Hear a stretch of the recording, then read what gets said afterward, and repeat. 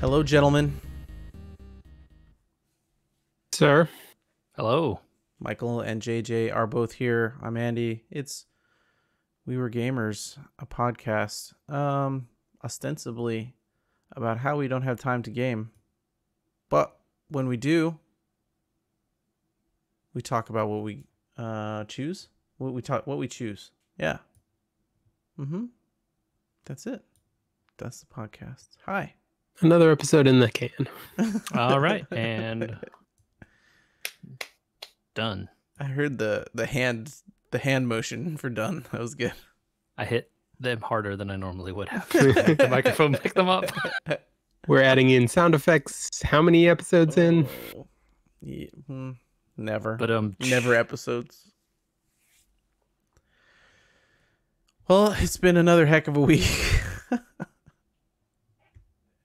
So let's just get into it. As if things weren't already gestures everywhere. My garage door fell apart, you guys. In what way? What? Like literally the door fell apart.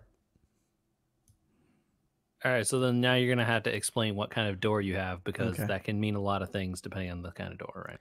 So I have a roll-up door. And Okay. since moving in, it has been a problem because the previous people ran into it. I have now discovered through research and investigative reporting multiple times over 5 years I've repaired this door, and the screw holes went from screw holes to bolt holes to no longer holes anymore, to even duct tape won't hold that on, to collapsing every time I try to open it. All the sections of the roll-up are no longer connected. Seems problematic. Yeah. Sounds like what you're going to do is get a new one. Yeah, it just felt like as if this was the week wasn't enough overall in the world. Mm-hmm. Now my garage won't open. Well, I mean, I guess things could be worse, right? You guys don't park all your cars in there, right? That is true. Yeah. and it So didn't imagine collapse if all on your anything. cars were damaged. trapped inside. True. Nothing's damaged. Everything's fine. But the new upcoming homeowners amendment for next week will be all the research and stuff that I learn about garage doors in the following few days. Yeah. That really feels like one where I'm going to like do some research, find out how much they cost, that kind of thing, and then just be like, nope, I'm paying someone to do this. I'm not doing this. I think at the point where you get to, they operate on, well, most of them, I guess, not all of them, on spring tension. Yeah. And those springs can be dangerous. Very dangerous. Yeah, unless you have the right tools, I'm not sticking my hands up there to do that. I value my No, fingers. sir. X dollars. Yeah. I could change out a motor. Like, I could do that. But getting near the door or springs, no. I feel like I could spray it with WD-40. I'm Yeah. capable of this. Sure. Mhm. The other parts, You actually want a dry silicone. Yeah, it's like, because it spins along that thing generally. I feel Oh, you're like talking about the middle screw? Yes. So the middle Are you- screw were you'd you- want to put in low temp wet silicone, and then the WD-40 area you were talking about spraying would be like more the door, but you don't want grease dripping all down your door, so you'd probably just do like a Right. dry silicone lubricant spray. Yeah, yeah. That's your homeowner's minute.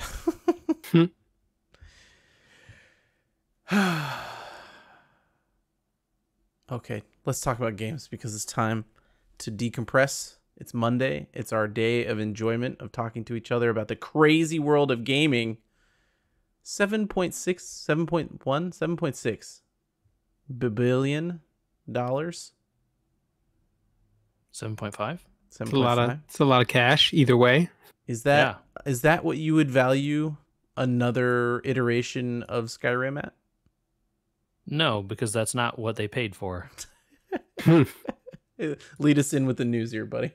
Andrew is out here trying to draw some kind of correlation between single products and the entire company. Come on, man.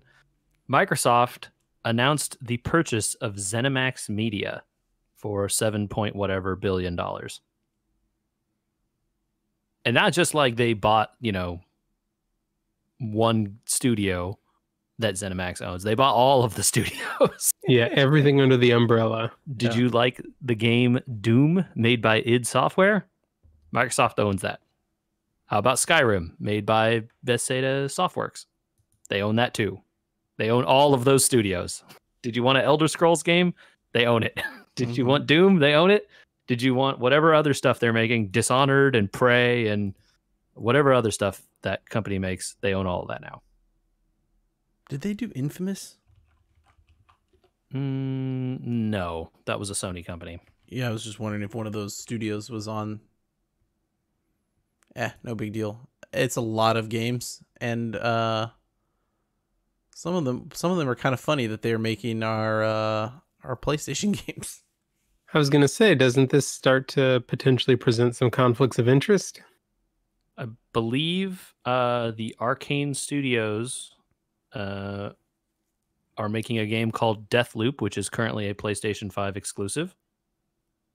And Ghostwire Tokyo is being made by one of ZeniMax's studios also, I believe, is also announced as a PlayStation 5 exclusive. It sounds like Microsoft intends to honor those current deals, obviously, because I feel like, it's too late. Those games have been in development for quite a while at this point. But who knows, going forward. I guess this really moves the industry to making stuff in-house, like parent companies only. So if Sony doesn't own the studio, they don't do exclusives anymore.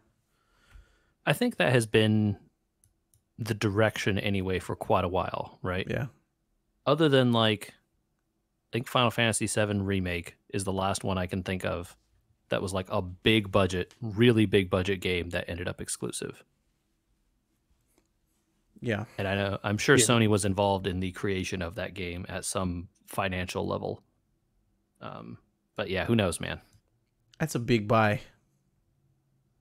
I gotta believe that a lot of, and Microsoft's press release kind of came out and said hey, we love to put games on our platforms and also the PC and other consoles sometimes when it makes sense. Yeah. So, they put Ozori games on Switch. Right. So, who knows what will happen? I guess I can't rule out the idea that they would release things on the PlayStation or the Switch. But now with all those studios, it's really doesn't matter because they're seeing profit either way, right? Not potentially as much profit, but they're still seeing now at least a share of the profits, where before, if these studios released a PlayStation exclusive game, Microsoft wouldn't see any of it. Sure, certainly. Right. If you own all the companies, you make all the profit. Yes. Yeah, I feel like ZeniMax was pretty good at putting everything out everywhere because they just want that money. Like Doom 2016 came out on the Switch, they're putting stuff out all over the place. So that was never a problem. The question is, will they continue to do that going forward? And they ported Skyrim to toasters or something, I feel like at this point. Yeah, it's probably on the International Space Station or something. Yeah, why not play Skyrim on space? It's And now I got to find out if somebody's played Skyrim in space. If they haven't, we're not too many years away. Yeah. I was kind of wondering what their strategy was, especially given some stuff we kind of forgot to talk about last week with pricing. We'll get to it in a second, but I was wondering what their strategy was heading into this generation of consoles, and I'm pretty sure this kind of tells you what it is, and that is what Michael was just saying. Hey, if we just make all the profit, we just win all the money. So, initially it was kind of okay, well, clearly they want people to do Game Pass, right? They're the Netflix model. They're trying to become as big as, that distribution, maybe even a Steam-sized distribution through a subscription model. But hey, what if we were able to just put them out everywhere so that We have games on other people's consoles, etc. Because you can't imagine that all these games would make them money if the only thing they did with them was put them through Game Pass. Right. Well, you can only assume that the money Game Pass makes can't be so big as to finance all of these games and all of these buys, right? Right. Unless Like, they're they betting said there's, I on think the next Microsoft said generation, there's right? like 15 million subscribers to Game Pass or something as of this. Look, I don't know how much people are paying for Game Pass these days. Even if you're paying full price with no discounts, which it sounds like not many people are, you're not making, 7.5 billion. Okay. But I think your point is correct, Andrew, that like they want you paying that Game Pass subscription because games aren't on Game Pass forever, baby. Sometimes they rotate them off there, and like a year later you come back and someone was like, "Oh, I played that on Game Pass. It was cool." And you're like, "Oh, I should go check that out." Oh, it's not on there anymore. But I am subscribed, so I get 20% off. What if I just did this? Well, if they have 15 million subscribers. Andrew, we don't do math on this podcast. Come on, man. What are you trying to do here? At $10 a month, it's 150 million. I could do that without a calculator. 150 million a month is a lot of money. Yeah, it's 1.8 B a year. Not enough to have bought this studio in 3 years, but maybe in 6. Sure. And I'm sure they are planning on the fact that like, hey, we're going to put Skyrim on Game Pass. Yeah. Hey, we're going to put like the new Elder Scrolls game on Game Pass. That'll get people to sign up. And maybe what we should talk about next. We didn't talk about the Xbox Series S subscription plan. Have you heard about this? I mean, is this Microsoft's like layaway for consoles thing? Kind of. It's like more like buying a Disney pass, Michael. Okay, I have not heard about this. Okay, so you could buy a park pass at Disneyland or some other places, but Disneyland's pretty famous for kind of pushing this no interest, you pay monthly instead of at all $600 at once or whatever. Sure, yeah. They spread it out over the year. Okay. Jay, what's the price of that Series S? $299? I think that's right. Right. Yeah.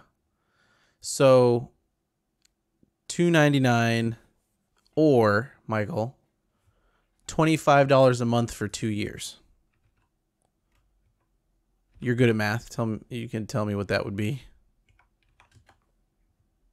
250, 500, $600. 25, yeah, $600. Yeah. Double. But do you get Game Pass as part of get it? Game Pass you do, buddy. For part of it, which would be $360 on its own. Okay, so now you're saving money. So I think you get it for 1 year, right? You get like 1 year of Game Pass Ultimate. No, I think you get it the whole something? time. You get it for the whole 2 years? Okay. I'm pretty sure you get it the whole time. I don't know. I'm asking questions. I believe that's the case because I did the math a bunch of times and it's like this is a $60 discount. I was gonna say you'd have to do it for 2 years for it to be an incentive over just buying it separately. Okay. A $60 that's 10% off over 2 years is like that's the inverse of what Disney's doing, where they're like, yeah, you can still pay us full price over that amount of time. They're giving you what, $60 is 4 months of Game Pass for free. Yeah, essentially. Yeah, or a physical game to try out, or a physical game to try out their service. Does the Series S have a disc drive? Could you get a physical game? No. Oh, that's right. But a game, right? You could purchase one. Actually, Andrew, could you purchase one game? Not on a PlayStation. All $70 games, my man. That's the only thing I can say is not on a PlayStation. Microsoft has not come out with their launch lineup and prices yet, so I guess we don't know. Also, which games are Microsoft even launching with anyway? That's kind of an open question. Yeah. But Sony did, and their games are $70 US. And I think like 90 euros in some cases, and people were losing their minds. every So- minute of every day that news comes out about what games are going to be in the future, Game Pass makes more sense. It's like monthly crowdfunding for games. It's crazy. I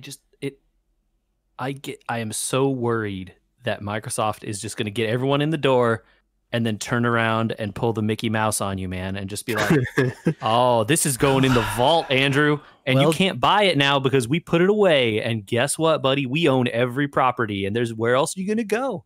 We're the only shop in town, bud. I'm so afraid of that. Whoa, we're halfway there.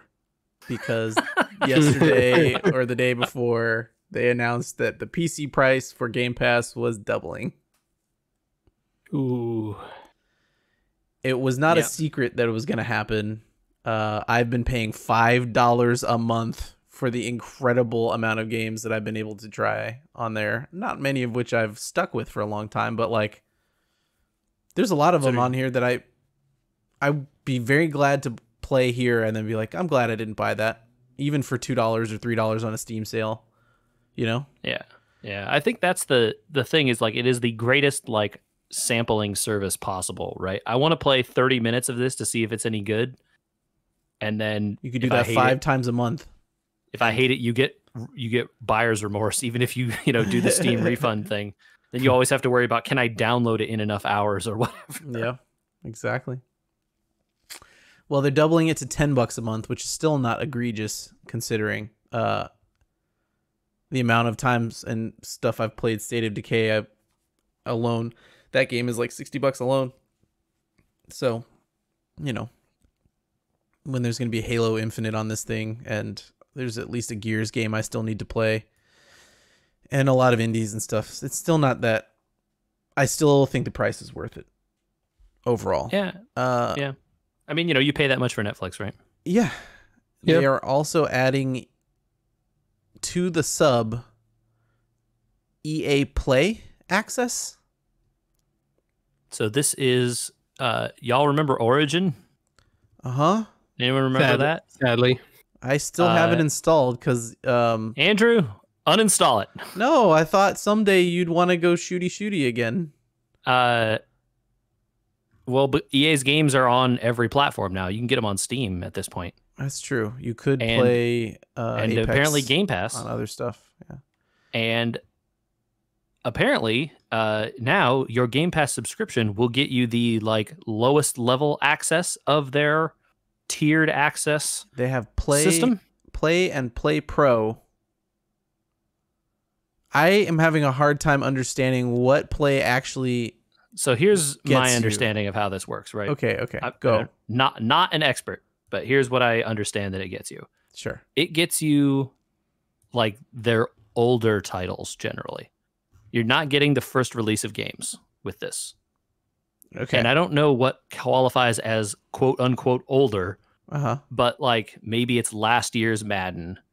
Maybe it's last year's NBA game.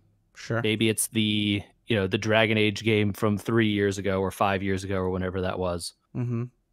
You're getting the free play games like Apex and whatever, but you're not getting the game that came out last week or last month. Right. So if I click on a lot of these titles, they say EA Play Pro on them. You are not getting that. Which means if I look at this chart that explains Pro versus Play, you could play a new game for 10 hours. Yeah, so they also do time-limited stuff, and I didn't you can pay... attempt to explain it because I don't know. It's too complicated. So essentially, on EA Play on its own, right, you could pay $4.99 a month or $14.99 a month to play EA games, one of which allows you to play new games unlimited, and the other one allows you to play new games for 10 hours, and then you can buy them for 10% off if you want. But if you buy one game that is new, you should probably just pay for Pro. Yeah. Plus, there's a whole bunch of in-game rewards for being a Play member. So, like, you would get free paid currency in the free games like Apex and other stuff. So, that would allow you to get cool skins and stuff like that if that's what you were looking for. Right. So I'm And trying I to believe find it like works in like the Madden games as well. If you're into those, they have those like card game like things inside those games. It would give you a bunch of currency for Sure. that, or cosmetics for your basketball player or whatever. I was trying to find like what games actually come with the regular title to see what you get. And I guess this means that you would be able to access them through the Xbox app or through big question mark over here, my man. How do you access any games that you have on Game Pass? Oh, through an app called the Xbox app. Then I would imagine if you are getting EA Play access or whatever via that, you would have to go through that same Xbox I wouldn't then be able to go into my Origin and play it through there. No, Well, because you can not. no, because you can also Yeah, if you all remember to the Star Wars problems. Yeah. Mm-hmm. Because you can also subscribe to this EA service on Origin or on Steam directly. Right. And then get those games through there. Right. But I'm guessing if you're getting it through Game Pass, you're going through Microsoft's app. Well, look, you're getting some kind of add-on that you probably wouldn't pay for the increased cost. They're not moving up the cost of the regular Game Pass service, which is $15.99 for the Xbox. And the Xbox version gets you Game Pass for PC, Game Pass for Xbox, EA Play, and xCloud for $15. Wait, this is the ultimate Game Pass? So there's Game Pass for PC, which is $10 now. And then there's Game Pass Ultimate, which includes all that stuff. Okay. All that stuff, Xbox Okay. Live, everything. Got it. So I mean, if you have multiple platforms, if you have your Xbox, but also you like to play on PC sometimes, or maybe you have friends that do, or they make a strong argument every minute. I don't want to be fawning over a corporation, but like it's pretty rare to see a move this consumer friendly in the world today. Yeah, I think it really comes down, the friendliness of it really comes down to how much do you play games that you own from the past, right? Do you go back and play old games? And if you do, then the Game Pass worth becomes questionable, right? Because you will not be able to go back in 4 years and play some of these games. Some of them maybe you will. The thing, though, you won't is know, that those games may still be available on another platform. Although I get what your dystopian point is. Later on, they may not be because... But then you have to buy them separately on that other platform, though, right? So now you had to incur a purchase in addition to your Game Pass. So the only times I've seen things go off of Game Pass, they have still been available through the app as at the store at a discount because you have Game Pass. Yes, I believe that's how it works. My point isn't that they go off sale. My point is that you now have to pay for them in addition to your Game Pass subscription. Yeah, right. You're incurring more cost. Yeah, you don't have a library of games. You have this carefully curated selection, maybe a very large selection, right? And probably, like, I'm guessing Microsoft games don't go off there. So, like, there's a pretty good chance that you're just going to have access to, like, the Master Chief Collection forever, or Gears 5 or whatever. Exactly. If you want to play Halo forever, just sign up for Game Pass. Yeah, or buy Halo and then don't pay Microsoft $10 a month. I'm just saying, if I hadn't purchased the Master Chief Collection on Steam and I had instead just played it with Game Pass, I'd have 6 more months of Game Pass paid for. Yeah, totally, man. I get it. There is a trade-off, right? And I think a lot of people don't consider it because, like, hey, and you're totally right, Andrew, that you're like, hey, I would never have played this game, right? Like this indie game that you had never heard of. You try it for 30 minutes. Turns out you love it. You end up playing it for 10 hours. Awesome. Like you never would have played that otherwise. All gravy, right? You're playing with the house money there. But if in 5 years from now, you're like, oh man, I remember that indie game I played. It was so cool. Oh, it's gone. Or now I have to pay $5 to get it again, right? So it's definitely a trade-off, right? It's weird to me as a person who has always bought games, right? Because like I own a bunch of discs, I have a large collection of digital games, and I always think like, oh, if I want to come back and play this in 5 years, I can, right? But it is a different. It requires me to adjust my way of thinking, be like, I'm I'm like trying these games, and maybe I'm in some of the cases, right, probably trying them forever, but maybe not in all of the cases. And that's just a shift I need to make, I think, because clearly the service is like extremely worthwhile. Like I feel like I'm sounding like I'm down on it, and I'm not. It's just it's hard for me to get my head around. Yeah, I don't know about you guys, but if I as I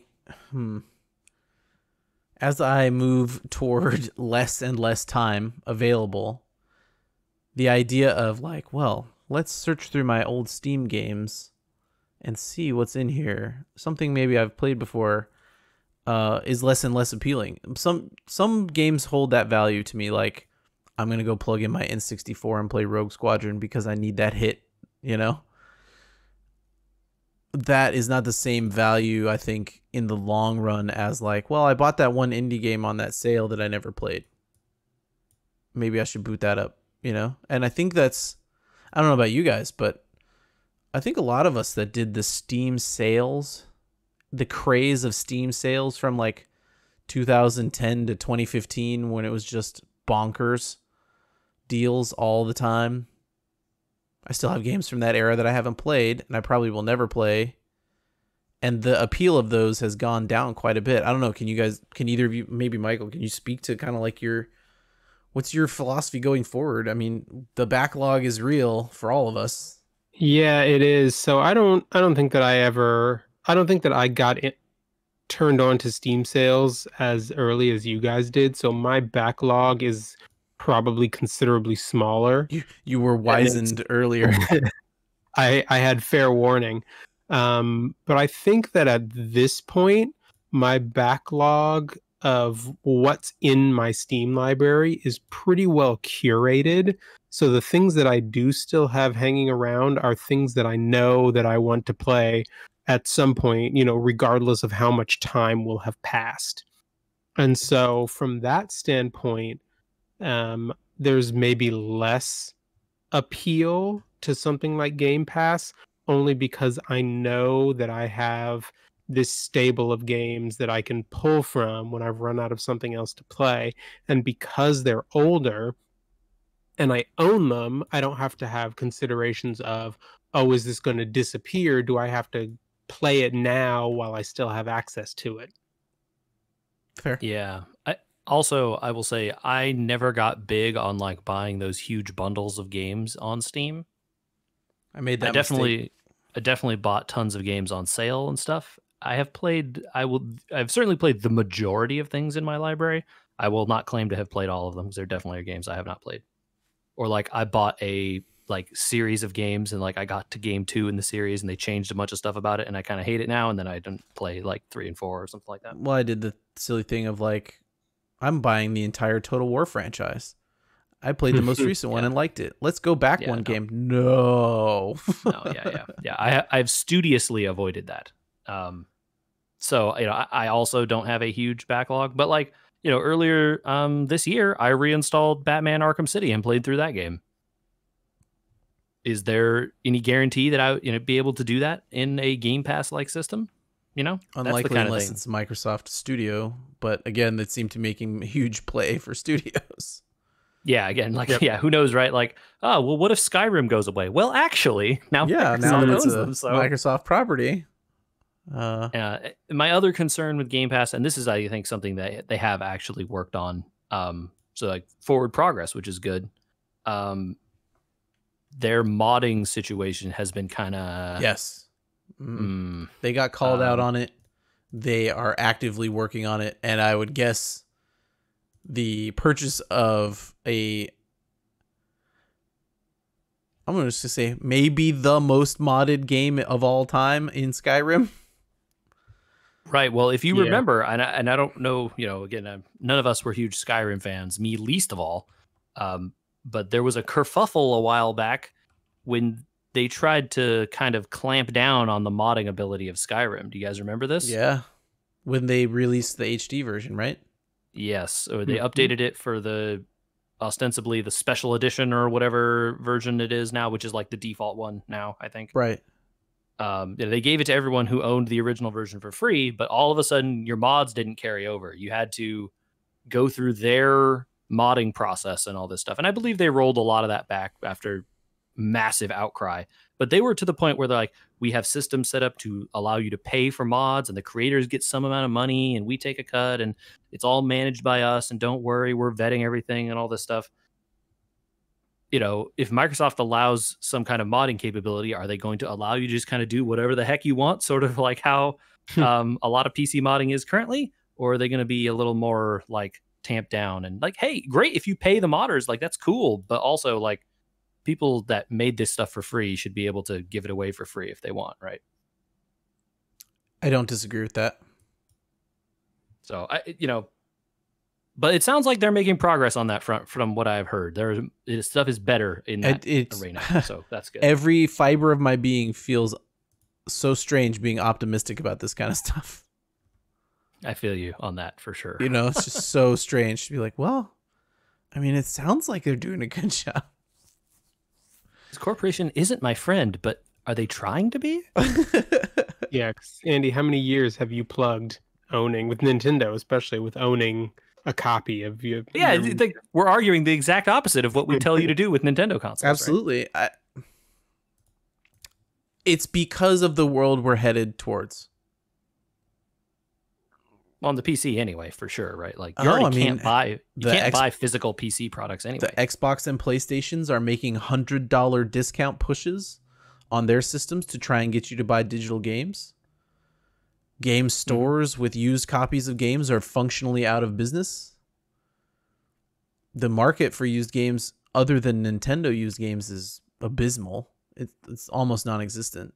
The sales for digital games are better than they've ever been before. They've done a really good job of being like, well, we can actually lower the price of this. We should stop letting physical copies beat us in sales. I am still a huge proponent of, I wish some sort of digital physical media in terms of like cards and stuff was available, because it'd be a lot cheaper in the long run, or in the short run, I guess, until these flash drives get bigger and bigger and bigger. But also because then, yeah, you own a copy you could sell off. But in a world where we're not going to ever get the option to trade our used games, if the Game Pass model, and, you know, Epic could make the argument if Game Pass gets as big as Steam that maybe there needs to be a competitor with a different payment model or something, but the Game Pass subscription model might be a more friendly future than the one which I had been envisioning, where, you know, like what Nintendo's doing to you with the Super Mario 3D All-Stars. Oh, we own it, so we can just turn it on, take it off. We can charge whatever amount we want. It's going to be expensive. There's no consumer friendliness in it at all. So they're making an argument to change my argument, is my response to that. Because it doesn't feel good. That's what I'm saying. It doesn't feel good to make the argument that Game Pass might be worth money.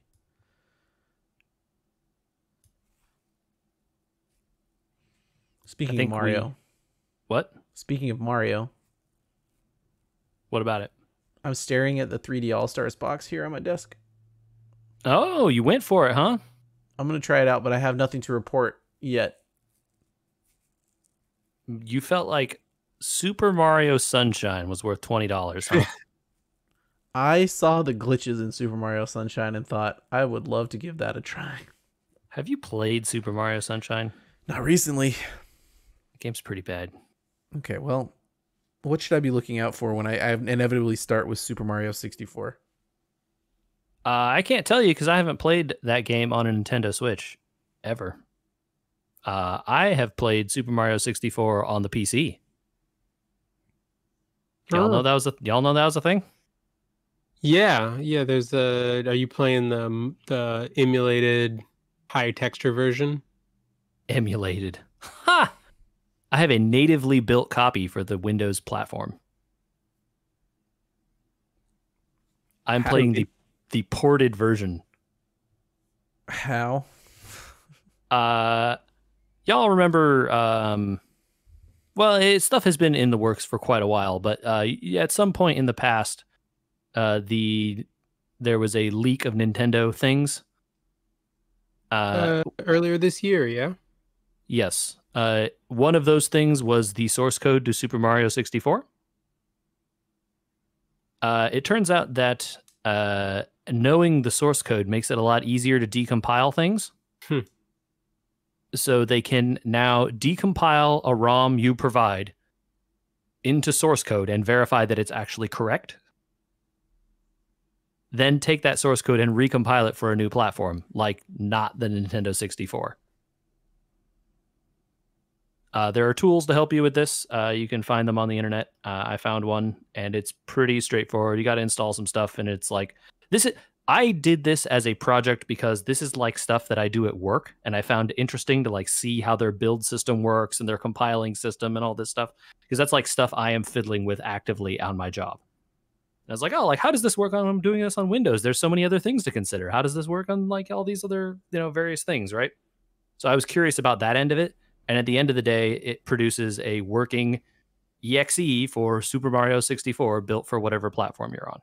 People have used this to compile it for Android phones. It runs on the Nintendo Switch emulator. People have Super Mario 64 running on PlayStation 2 emulators, Dreamcast emulators.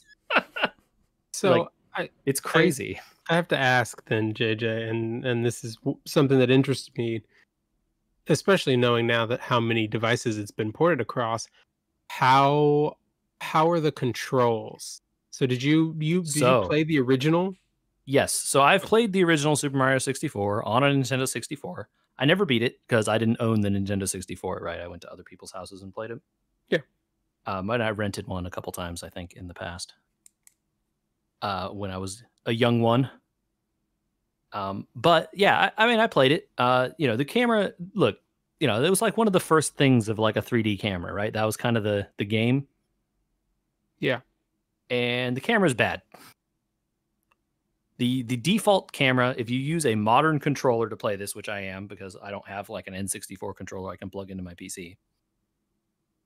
If you use a modern camera like controls to play it, the game doesn't really kind of fit on a modern controller because it was built for the N64 controller with that one joystick and then the C buttons and the A and the B and all that, right?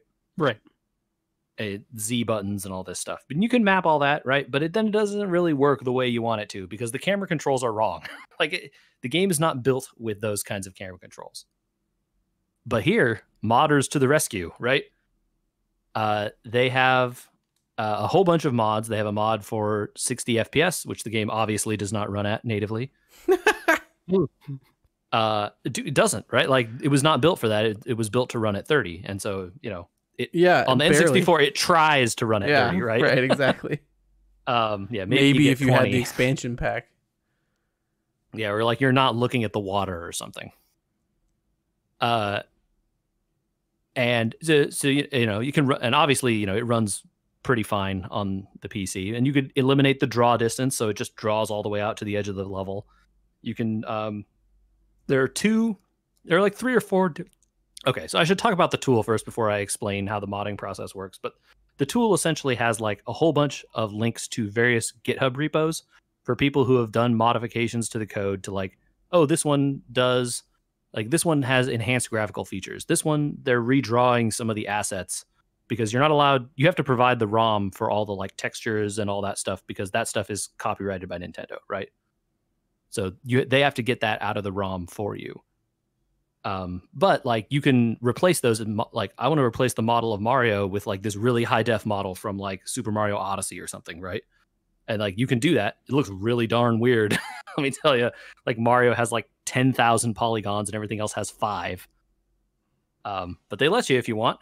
And so there's all these different like it's essentially like check marks on a big list, right?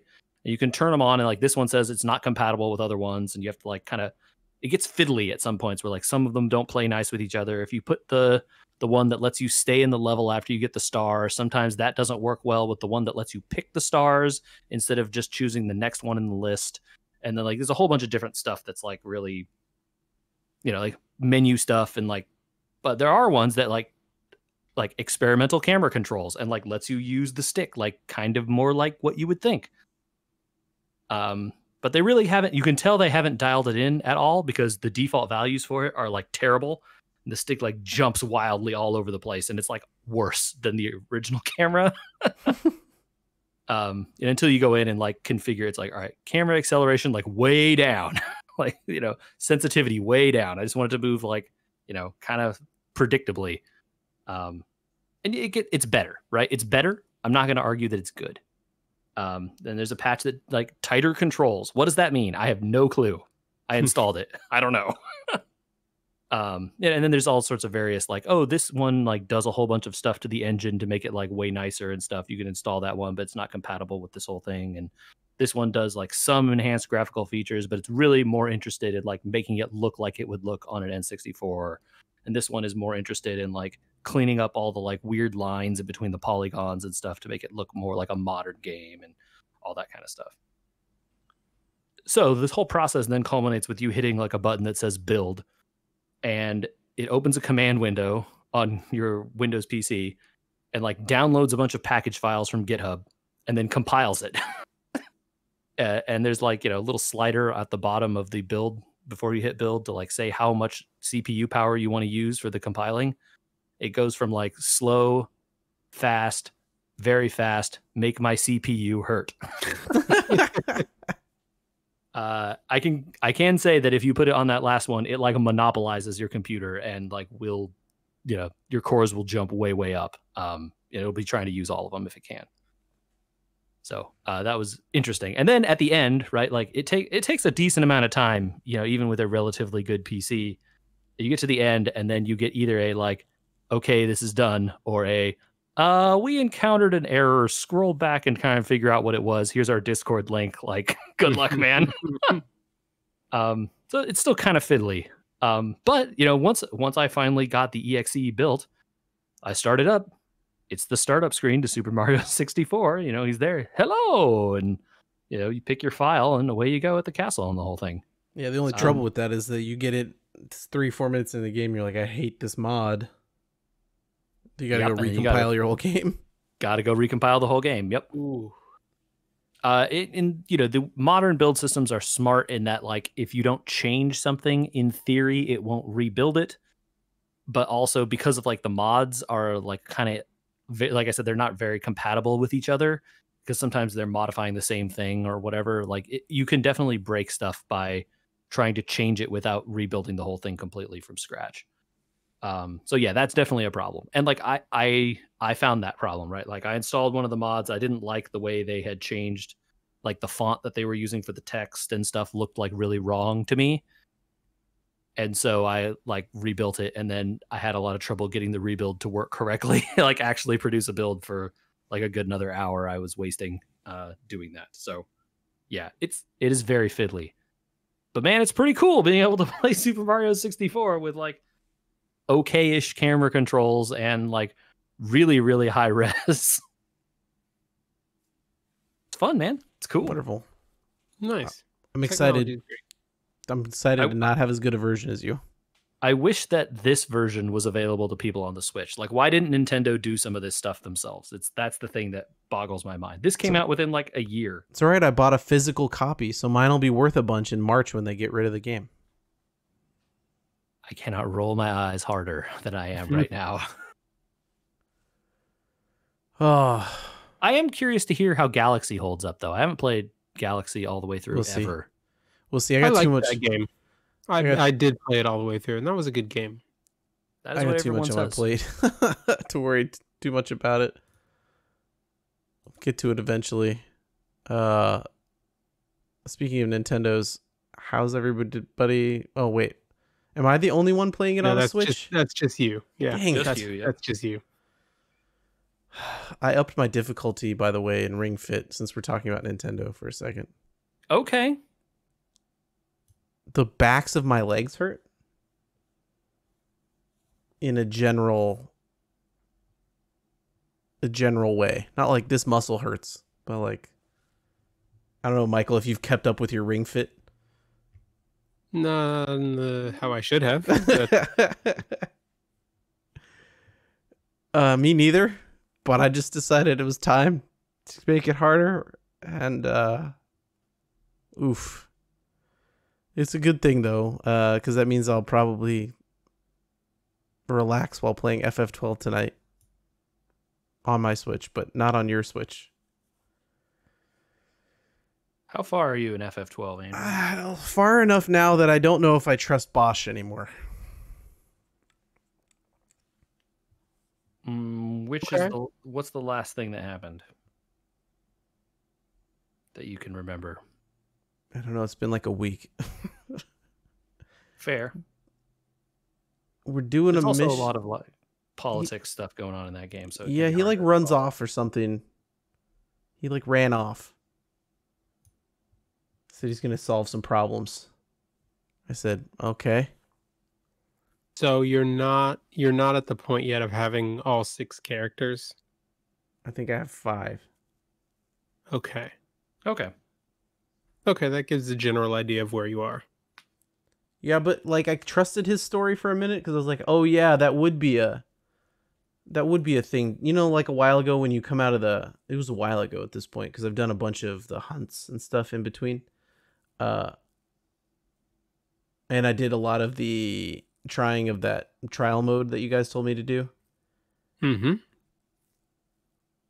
It seems to me that when we came out of the sewers, the game tries to tell you very quickly that Bosch has a twin brother or something. And then you're supposed to believe that and that he wasn't responsible for Vaughn's brother dying. Because he has a twin. Right. Mm-hmm. And I kind of like, I bought that as the okay, this game's going to be that kind of a crazy game. But now with sitting with so many more of the political things going on, I'm kind of wondering if that's like a double fake. They're trying to head juke you over here and they're going the other way. Right. Or am I overthinking this amount of this game and I should just sit back and relax? I think we talked. It will get definitively answered for you before too long. Okay. I don't want to give it away either way. Yeah, I think the thing you're talking about in particular, yes, you'll have an answer. Right around the time that I add 6 to my party. Maybe a little further in than that. Okay. Yeah, I forget But where it's not very far in.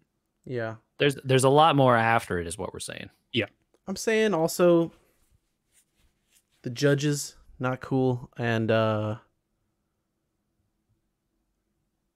I don't know. I think we talked a little bit, Michael, while you were gone, and we said we would save it for when you got back. But my main comment at this point in the game now is, and I might make it stronger now. It doesn't seem like it's Vaughn. It's not Vaughn's game. Vaughn, whatever. And you want I don't know that feeling ever really goes away. Yeah, I think that's a correct and fair comment to make about this game. What if it was just Balthier's game instead, or somebody else? I think there are 2 or 3 people who you can claim to make this game about, and none of them are Vaughn. Yeah. Balthier is certainly one of them. And I think there's maybe 2 or maybe 3 others that you could claim.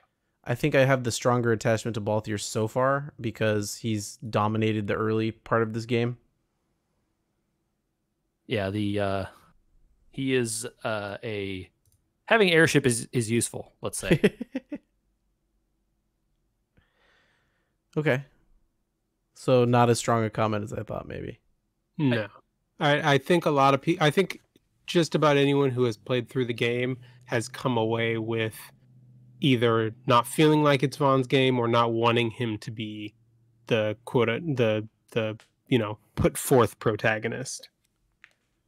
I think, Andrew, if you go out and search out articles about this game written in more recent days, a lot of people have this sentiment. And there are many, many long pages written about why another person would be better. I also have another question for you in Final Fantasy 12 since we're on there. Why are there so many of the gambits? So you can play however you want, Andy. Every possible condition. Now, I will say though, and maybe this is a partial answer, they did not revamp the number of gambits when they revamped the license system. Okay. And I think that the gambits, I understand that they didn't get rid of any licenses, so maybe you still need all of the gambits that you had in the original game. But I think that the gambits gave you a lot more flexibility when every character potentially had access to every ability. Okay. Right. Sure. Right. So if you pick the same 6 jobs, say, for a bunch of your characters, then there are a lot of the gambits that won't necessarily apply to you, right? Because none of your characters will be able to use the abilities that would make them relevant. I also was very taken aback that once I was on the license board and I bought Cure or another spell. You don't get it. You got to go buy it. You have to buy Cure, but like that doesn't mean you have to buy Cure for each character. It doesn't mean you have to buy something that slots into people on their character for Cure. You have to buy Cure. I don't understand that. That is their way of gating you, quote unquote, which is a joke because like they don't want you to get super powerful spells early, but LOL, who cares? That just means like your guys that deal physical damage are just going to be super powerful early on because they can get 500 points of you attack faster, you attack harder, you do more damage with physical abilities, and then HP out the wazoo, right? While your mages are like, I would like to cast black magic today. Oh yeah, every one of my physical attackers is like, I have massive health. What are you going to do to me? Yeah. And so am I wrong? And this is maybe the last question for this game for today. But you can like skip certain things like accessories 1, 2. You could go to 4. Oh yeah. Oh, absolutely. Yeah, who cares? You could pick up 11 and leave 1 through 10. Who cares? Is there stuff out there? I am so far this far into the game having not read a guide at all. Yeah, you don't need a guide. Right. I mean, it's a relatively straightforward and explained game. They have a lot of menuing you can do to understand stuff. Oh my God, there's so much menuing that you don't have to do, but you have to do. If you get to the point where you find equipment that you don't have a license for, then get the license. Go to the license board and look around until you find it, and then figure out which class gets that license and go buy it. You can actually there's an easy way to tell if you already have it. There's an easy way to tell if you have access to the license and whether or not you have bought it. If you go into the inventory and look at a weapon, say, you pick up a new sword, there are 2 styles of circle when you highlight that sword in the inventory underneath each character. A small circle, I think, is the one that tells you that you have access to the license but haven't unlocked it yet, and a large circle says the license is unlocked. If there's no circle, then you can't use it. Because of your licenses? Or the class you chose will never get class you chose will never class have access is license, though, to me, right? Like, because that's how you get it. Mm-hmm. Okay. But I think, Andy, you were headed towards the question of, are you going to be gated out of things? Yeah, that was the end of that question. Well, almost. I mean, yes, you will be, because eventually, right? Like, you don't get infinite classes; you only get 2 for each player or each character. So no one will be able to use every weapon. Right, but you can cover all of the jobs, because there are 12 jobs and 6 characters. Right, and so if you do that, then someone somewhere in that party will be able to use it if they can get to that license. Yes, and there is an if to that, because some licenses are gated behind either your quickenings or espers. Right, and so you can be a case where like, I think all the ones that are gated behind quickenings and espers are also available via other jobs. Is that true or no? No, there is one.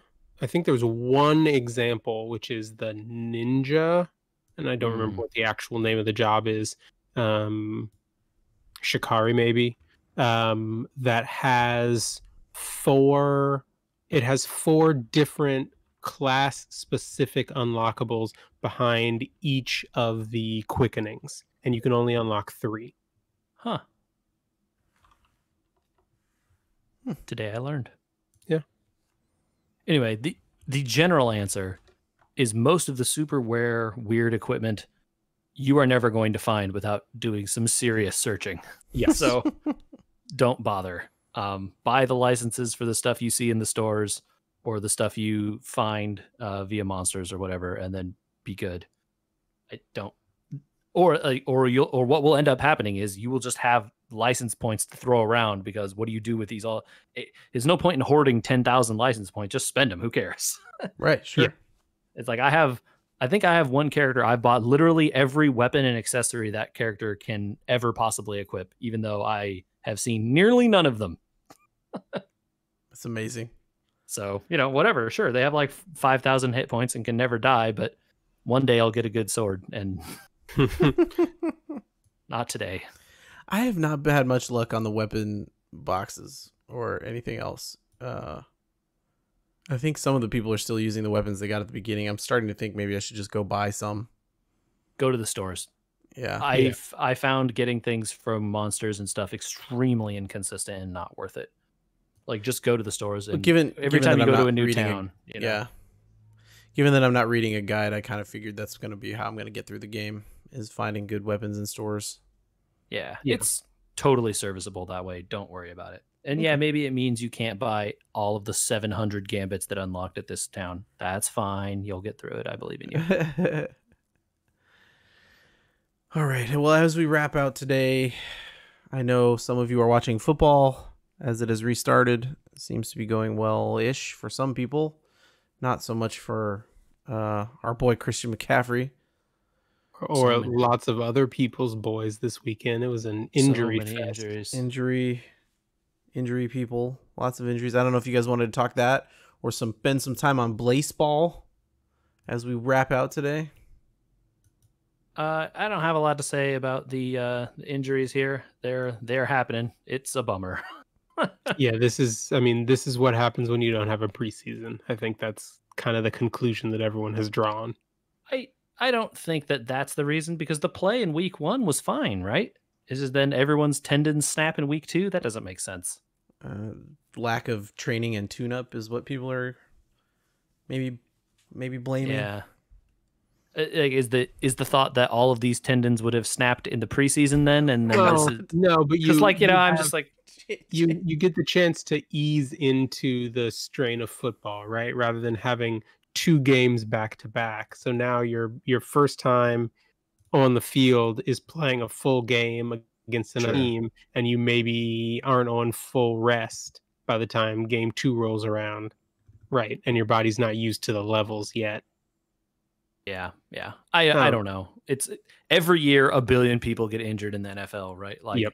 I don't know that this year is exceptional yet, unless this rate continues, and then in which case there's no one's going to be playing by week 5. We shall see. Although the rate of injury in Blaseball to our team, the Hades Tigers, this past season, JJ, was exceptional. Andrew, crippling, dude. We got Michael. We had 4 players incinerated. Oh no. So tough. It wasn't good. Although we should fill Michael in on the, what was it called? The snackening? The snackening. Yes. Go on. So hold on. I have to preface this first before JJ explains it, which is going to be funny. The preface here is not to help him. The preface here is to finally prove what they've been saying this whole time, which is Blaseball is not a sport. Blaseball is a fan simulator, and the fan simulation has spilled into discords where there are thousands of people on each of these teams trying to coordinate strategies.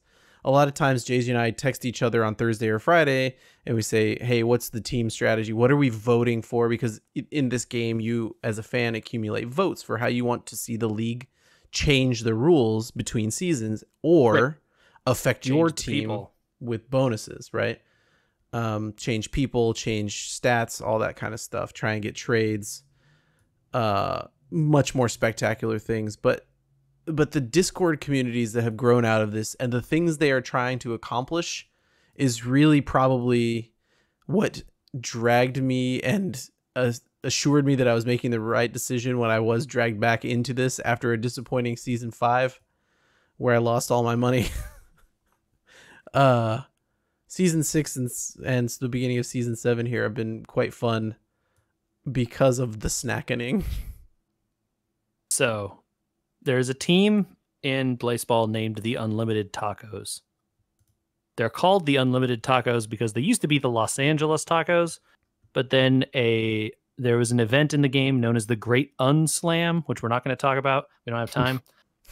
Which weakened the bridge and caused a portal to the Infinite Cities to open over Los Angeles, and so now they became the Unlimited Tacos. Okay. Anyway, they're a terrible team. They're maybe the worst team in the league, although they are now maybe not the worst team. They're not doing so bad these days. Anyway, their team has traditionally been terrible, one of the worst every single season, and their fans have kind of embraced it somehow. And they offered up this idea of creating the Snackening, which at the end of last season there was a new mechanic added in the game where you could idolize players, right? You pick a player, you pay a little bit of money, and every time that player does something like a batter gets a hit or a pitcher pitches a strikeout or whatever, you get some coins, right? So it's just another way to generate money in the game. But also, there's a leaderboard of idols and like who's the highest on the leaderboard, right? And there is an ominous red line, which seems to move every season. The first season where idols existed, every player above the red line who was not named after a peanut was put into a giant peanut shell, forced to play the game in the peanut shell, unable to do anything. Like they got no hits. They struck out every time. The pitchers did nothing. Okay. So the Tacos thought of the idea, what if we get every pitcher on our team above the red line this season? Because their team's so bad, it can't get any worse. We might as well have some fun and see what the game does, because most of the game is controlled by RNG, right?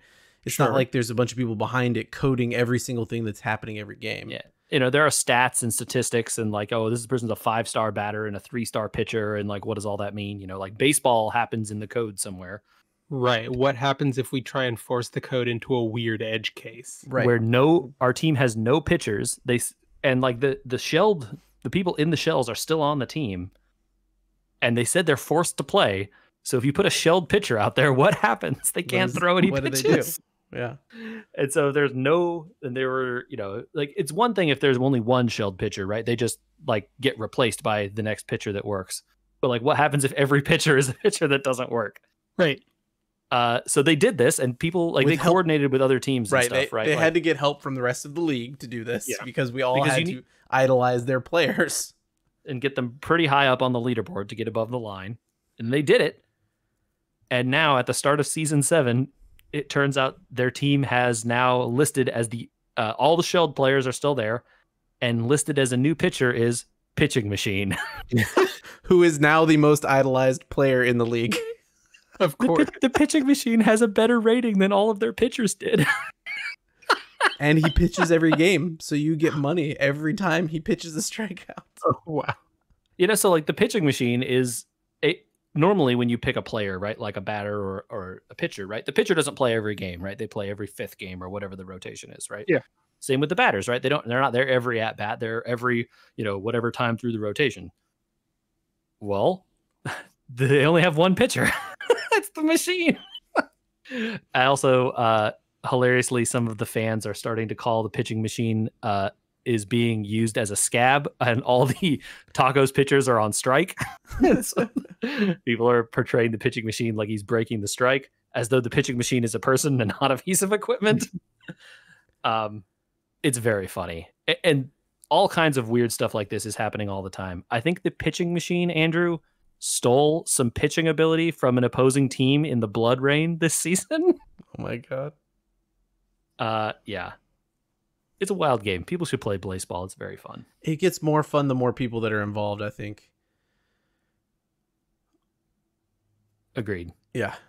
Going into these discords and like listening to people talk about their like ideas for the characters and like what they want to do with this stuff.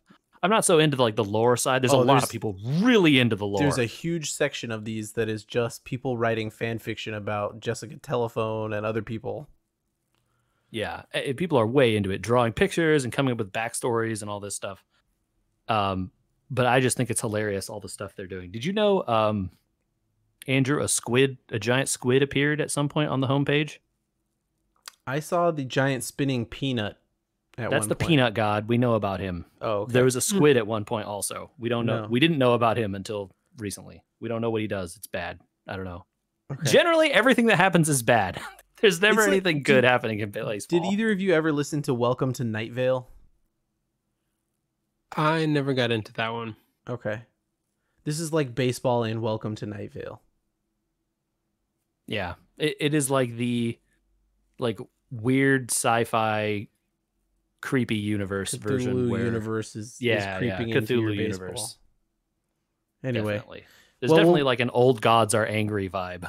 we'll wrap it out. I hope everyone had a fun time today. Last bits of news, because we were talking too much about Microsoft at the front. I left them for the end.